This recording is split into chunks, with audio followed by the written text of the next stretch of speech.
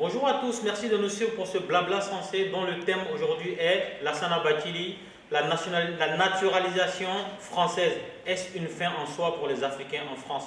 Et donc pour en discuter, nous avons un panel de personnalités africaines. La première personne est Dr Kouyaté Oumou, présidente du collectif des Ivoiriens de France pour la démocratie et les droits humains. Merci d'accueillir Kouyaté Oumou.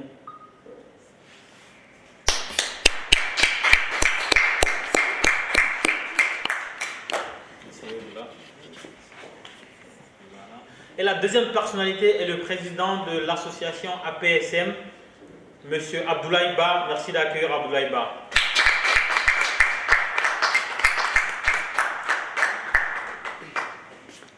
Là, je crois que c'est au bout là-bas. Très bien. La troisième personne est le porte-parole de SOS Racisme pour le 95 et précisément de Cergy. Merci d'accueillir Ibrahima Keïta.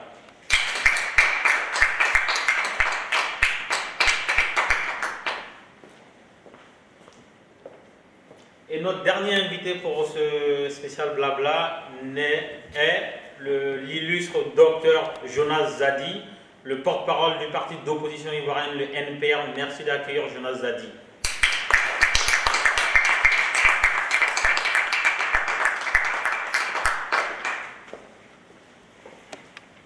Donc merci à vous quatre d'avoir répondu favorablement à notre projet de débat sur le thème Lassana Bathily, la naturalisation française, est-ce une fin en soi pour les Africains de la diaspora française?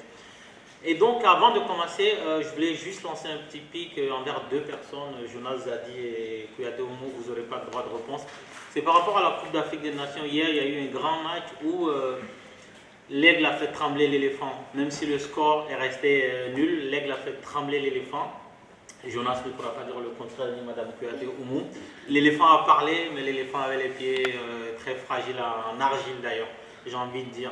Et donc, pour revenir dans le cadre de notre débat, il y a eu les affaires Charlie Hebdo, il y a eu les affaires les frères Kouachi et Amédi Koulibaly. Ça a fait couler beaucoup d'encre. Ça a généré une mobilisation internationale en faveur de la France et du peuple français. Plusieurs chefs d'État africains étaient là. Nous avons eu l'occasion d'en débattre ici sur ce plateau même avec certaines personnes qui sont là d'ailleurs. Aujourd'hui, Lassana Bathily certes avait demandé à être naturalisé français. Il a eu gain de cause, mais il a eu une naturalisation à la dimension d'un héros. Mais quand nous disséquons les images que nous avons vues, quand nous disséquons toutes les personnalités qui ont entouré Lassana Bathily tout au long de ce processus-là, quand nous voyons ceux à qui ça profite, est-ce qu'il faut s'arrêter là où il faut mettre le curseur au-delà de ces images que nous voyons à la télé? Est-ce que c'est une façon de rendre l'Africain tributaire de cette nationalité française? Est-ce que la nationalité française est une fin en soi, sachant que tous ceux qui bénéficient de cette nationalité française aujourd'hui ne sont pas traités de la même façon? Donc pour en parler, nous allons commencer par le président de l'association APSM, Abdoulaye Ba, qui va nous dire ce qu'il a pensé de ces images-là, de cette affaire. Bon, moi je pense que... merci d'abord de m'avoir reçu sur votre plateau. Mais je pense que cette naturalisation ne peut pas être une fin en soi parce que tout simplement ça a ouvert une petite boîte à Pandore. Quelques jours plus tard, le Conseil constitutionnel déchirait, enlevait la nationalité d'un franco-marocain, soi-disant qu'il était djihadiste. Donc de l'autre côté, ça ramène le débat de la double nationalité. Et je pense que quand on se réfère au discours de Lassana Bathily qui disait qu'il parlait de sa double nationalité malienne et française, et qui a un peu taclé la droite radicale, et puis même les FN, je veux dire.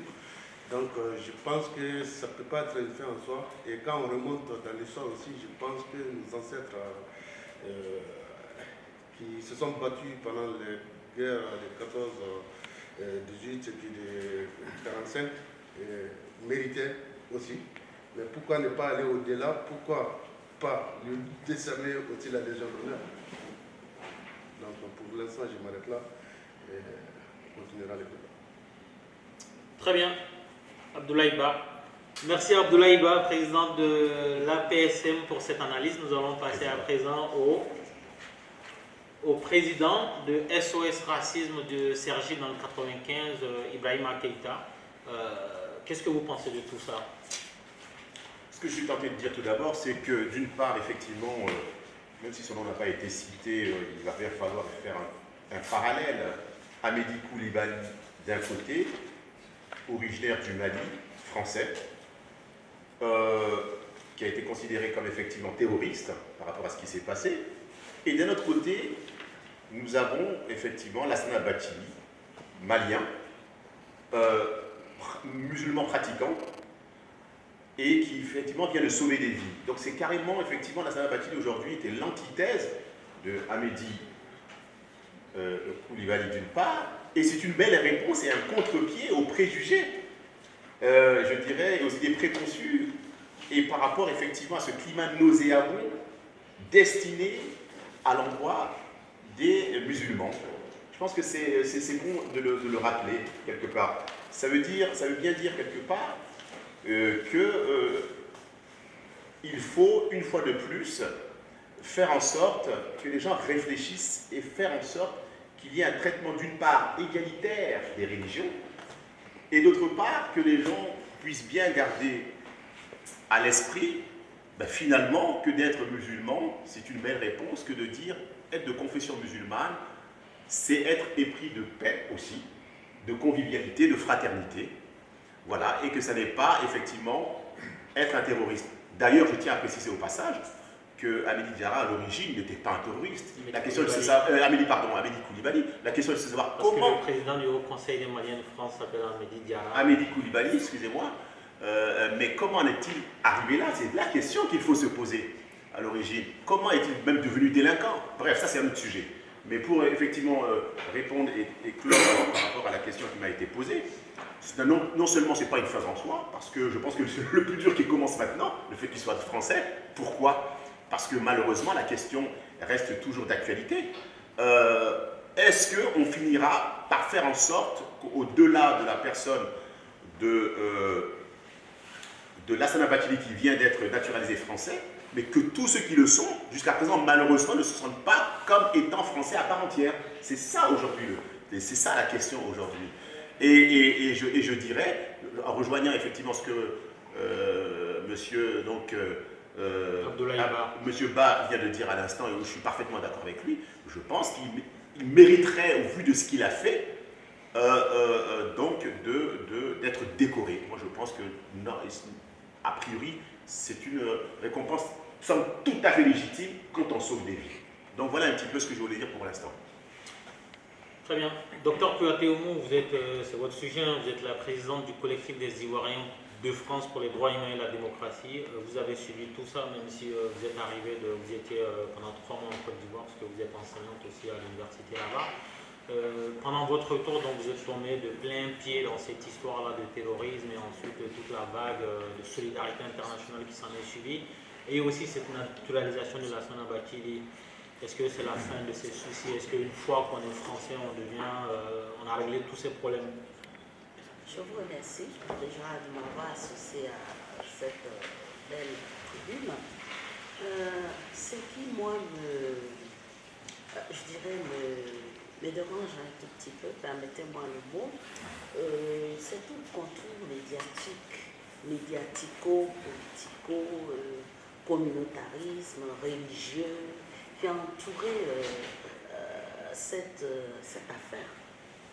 Parce que, est-ce qu'aujourd'hui, la question que je me pose aussi, faille-t-il commettre, en tout cas poser des actes héroïques pour pouvoir avoir droit, pour avoir accès à la nationalité française, ou bien tout simplement parce qu'on a décidé, ou du moins dans son parcours, soit professionnel ou son parcours de vie, tout simplement de choisir un endroit X, de venir y habiter, de faire, de composer sa famille là. Est-ce que c'est par ce biais-là qu'on a droit à la nationalité française, ou bien il faut poser des actes héroïques comme l'a fait Lassana Bathily. A contrario, il y a aussi une idée qui me perturbe énormément.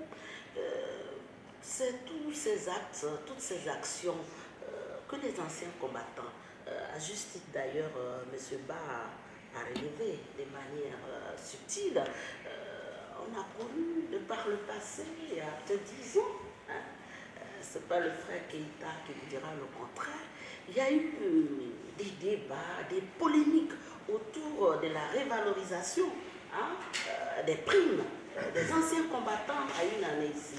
Je pense que c'était dans les années 90. Ça a été...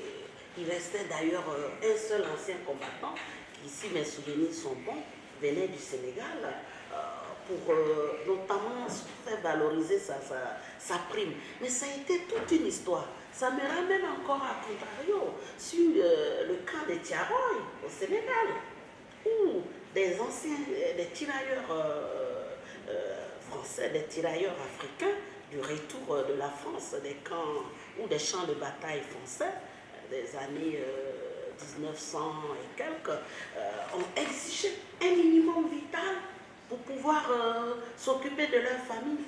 Au lieu d'essayer une réponse cohérente à cela, tout simplement, il y a un général, son nom ne me vient pas ce matin, a décidé de museler, de tuer d'un trait ces anciens combattants. Est-ce qu'aujourd'hui, on peut parler de ces gens-là? Moi, je suis historienne, je reviens toujours sur le passé, et c'est ce qui fait aussi notre force, nous qui essayons de réguler un peu la situation. Est-ce que ces gens qui ont été tués, entre autres, dans le camp de Tiaroy, pour avoir sauvé la France, est-ce qu'au jour d'aujourd'hui, on pourra, un temps soit peu, nous poser et parler de ces anciens combattants? Ça, c'est une première interrogation. Deuxième interrogation, nous sommes toutes qui sommes là, présents aujourd'hui, nos ancêtres ont combattu, ont sauvé la France, sont venus donner leur force, leur sang sur les champs de bataille, les champs de Vienne, de la Normandie.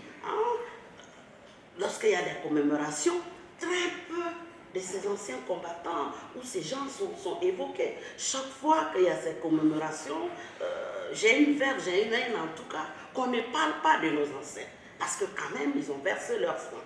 Donc, pour revenir sur l'actualité, monsieur Elijah, il faudrait comprendre qu'il y a une démarche vicieuse qui tend, ça ce sont des penseurs politiques, des penseurs philosophiques, qui ont mis un trait en disant que le noir ne pourra jamais être comme nous, le nègre ne sera jamais l'équivalent du blanc.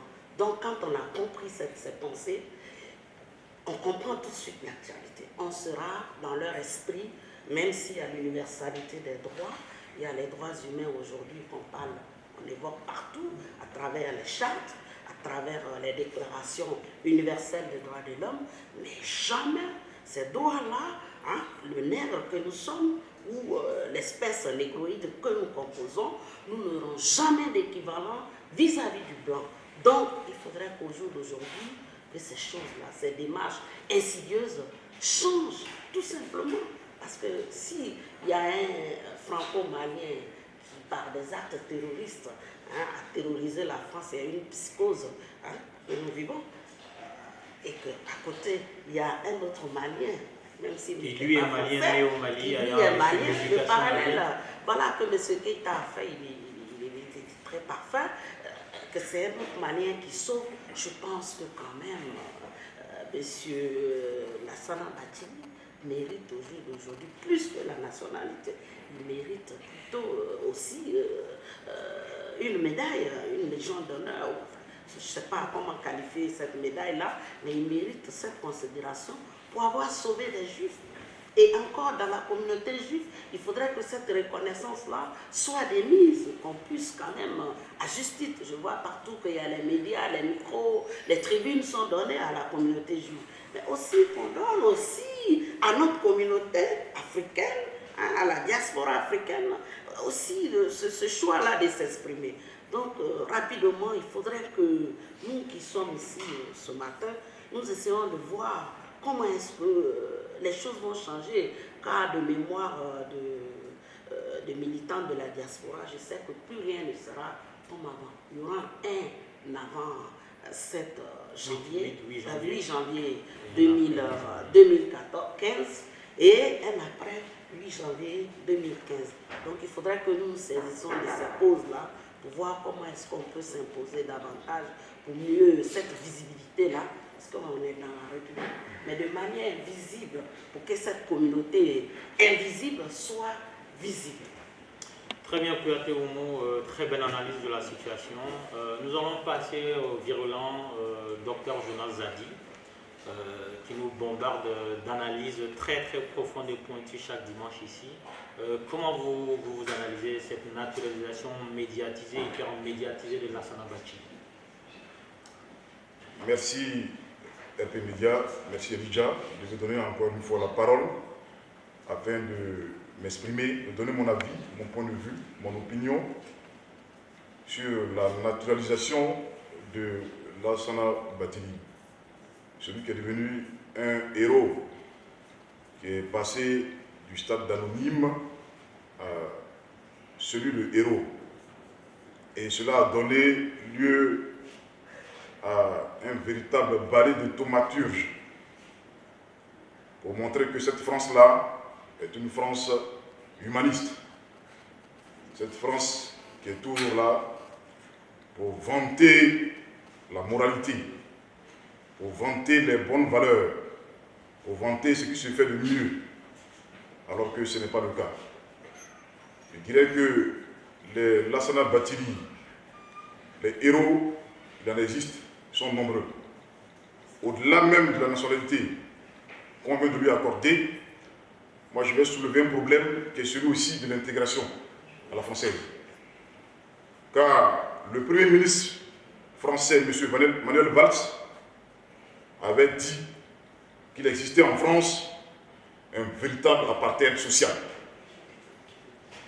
et un apartheid ethnique, territorial. Et cela avait fait l'objet d'analyse à travers des publications où Nicole Le Guenec et Bachmann avaient publié un livre qui s'intitule « Violence urbaine, ascension et chute des classes moyennes en France » à travers 50 ans d'analyse de la politique de la ville en France. Pour montrer qu'ici, il y a une ségrégation qui se fait. On nous dit que la France, je cite l'article 2 de la Constitution de la 5e République de 58, qui dit que la France est une république indivisible laïque qui prône l'égalité des droits de toutes les personnes sans tenir compte de leurs origines, de leur religion ou de la race si elle existe. Mais quand on regarde dans la concrétion ce qui se fait en France, nous remarquons qu'il y a des gens qui sont exclus et il y a d'autres qui sont mis en avant. C'est pour cela que tout récemment, j'ai écouté Jérôme Gouetch, qui est membre du Parti Socialiste. Il a dit encore que c'est la banlieue qui vient attaquer le centre-ville, en parlant des événements qui ont eu lieu. Donc cela soulève aussi l'échec même de la politique d'intégration de la France. Et on a mis en place des mesures incitatives vis-à-vis des banlieues pour permettre aux entreprises d'aller dans ces banlieues-là et de résoudre la question du chômage. Mais qu'est-ce qu'ils font? Ils vont avec leur personnel, ils laissent les jeunes diplômés de ces banlieues-là. Pourtant, ils sont exonérés de taxes et d'impôts pendant 5 ans. Cela n'est pas juste. Cela n'est pas juste. Et tout a disparu dans ces banlieues-là. Il y a un échec de cette politique-là. Ça, il faut le souligner. Au moment où l'Allemagne, en 20 ans, a intégré un pays entier, en France, on parle encore de la question des banlieues depuis plus de 40 ans. Je pense que c'est indigne. Pour une nation qui se veut égalité et juste, c'est indigne. Et que cette ségrégation-là est faite sur ce qu'on appelle le racisme primaire embryonnaire. Parce qu'en France, quand on est noir, quand on est arabe, et quand on est musulman de surcroît, cela devient un peu plus dangereux et difficile. Parce qu'on nous a fait croire que l'intégration se faisait par l'école. Nos parents qui sont arrivés ici pour reconstruire la France, dévastée par la guerre, on a fait appel à des Maliens, à des Marocains, à des Algériens, pour reconstruire la France. pour la mettre à un niveau de développement digne. Mais ceux-là, leurs pensions, leurs retraites ne sont pas payées, ils retournent dans leur pays d'origine. Et on a fait croire à leurs fils que ceux-là par le diplôme pour s'intégrer. Mais nous remarquons que ce n'est pas le cas. À diplôme égal, cela devient difficile pour un Français d'origine africaine, mais d'intégrer la communauté des destins, qui est celle de la France.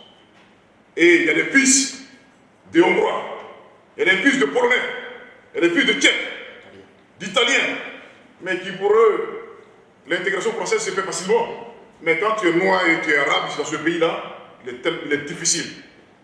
Aujourd'hui, vous allez voir les banlieues, les gens sont diplômés, mais exclus. Il y a un mur invisible en face d'eux. Pour faire ne serait-ce qu'un stage, c'est tout un problème. Donc, pour dire que la naturalisation de Nassana Bathily n'est pas une fin en soi. Car beaucoup d'Africains, beaucoup de Français, nés en France, je connais les principes. On me les enseigne. Je peux en parler. Puisque la Constitution française, le Code civil français, en son article 18, dit que est français tout enfant né d'un père ou d'un parent français. Beaucoup d'enfants sont nés ici de parents français. Mais qu'est-ce qu'on fait? On les considère toujours comme des étrangers. Mis au banc des accusés, à chaque fois. C'est pour cela que je dis que cela n'est pas une fin en soi. Et pour parler aussi de l'ingratitude de la France, j'aimerais souligner une chose. La question que ma collègue a abordée ici, concernant la pension de nos anciens combattants. Et le Conseil d'État a pris une décision pour faire en sorte qu'il n'existe aucune attitude discriminatoire s'agissant des pensions des anciens combattants. Et cela s'appelle la jurisprudence Diop. Le cher Diop a saisi le Conseil d'État qui a cassé la décision qui lui était rendue pour discrimination par rapport au pays d'origine. Parce qu'on disait que les soldats africains qui avaient servi en leur temps de chair à canon devaient avoir des pensions inférieures à celles des Français.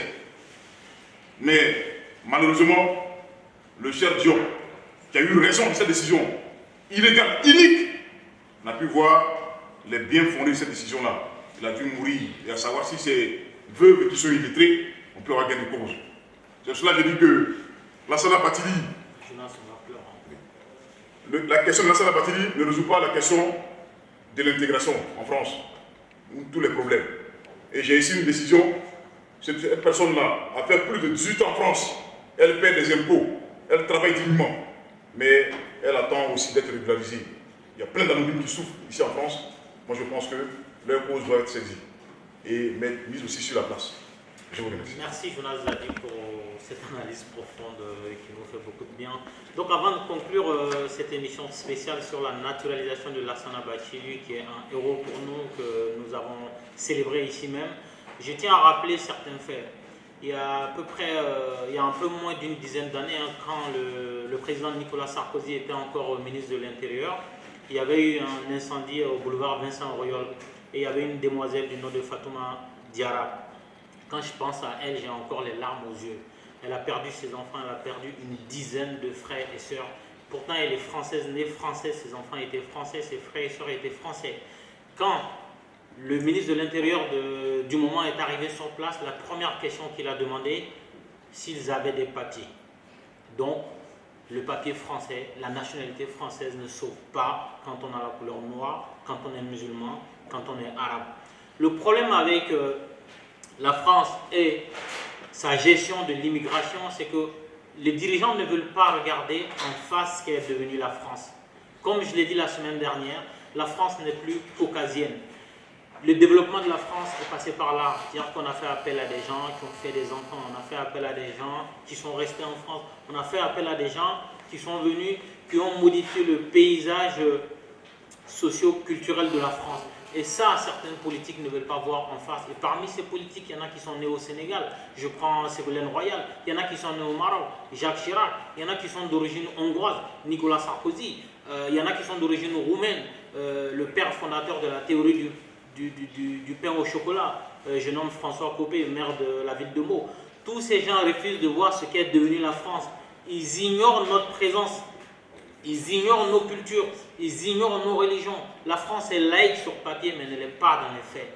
Et tant que nous ne regarderons pas la France et ce qu'elle est devenue, ces genres de problèmes subsisteront. Le cas de Amélie Diarra ou des frères Kouachi, c'était un problème dû au système d'intégration de la minorité visible en France. Harry Roselmack n'est pas une solution. La naturalisation de Lassana Bathily n'est pas une fin en soi. Sur ce, à dimanche prochain. Merci.